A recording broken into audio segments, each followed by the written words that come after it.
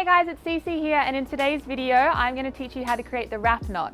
Now this knot is great to use for at the end of your pot plant hangers, in a wall hanging, or even to create a tassel, so let's get straight into it.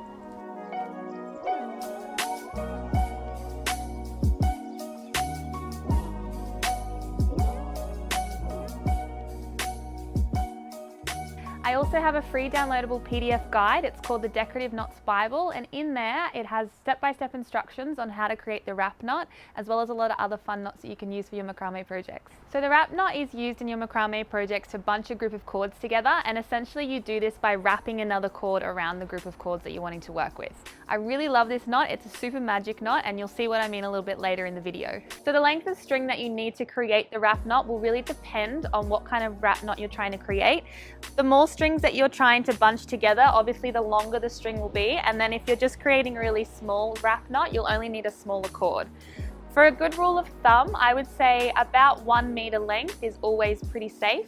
So what I have here is a 1 meter length of cord that I'm going to use to create my wrap knot. So to start the knot, what I'm going to do is take my cord and I'm going to fold it. So we've got 1/4 of the string on this side and then 3/4 of the string on the other side. So now you're going to take that loop that you've just created and you're going to hold it across the group of strings that you want to bunch together. So I've got that like so, and then just grab all of the cords where you want to create the wrap knot. Now take that longest bit of string that you have, and what we're going to do is wrap it all the way up around all of the cords, making sure that when I've started, I've wrapped as well this end bit of string inside the wrap knot, starting at the bottom and working our way to the top,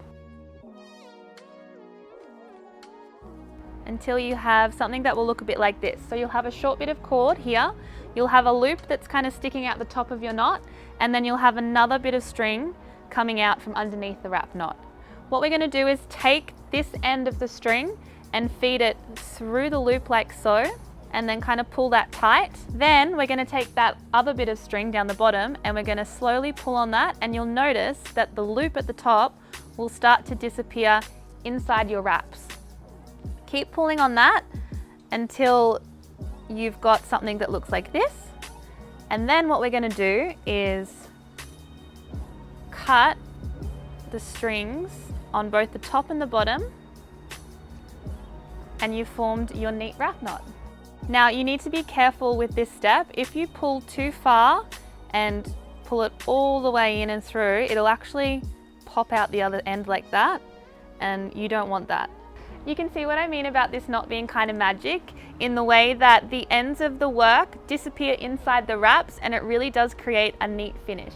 Thanks for watching, guys. I hope you enjoyed learning how to create the wrap knot. If you did enjoy the video, make sure you hit the like button, and also don't forget to subscribe to my channel. Here's to finding our peace and creativity.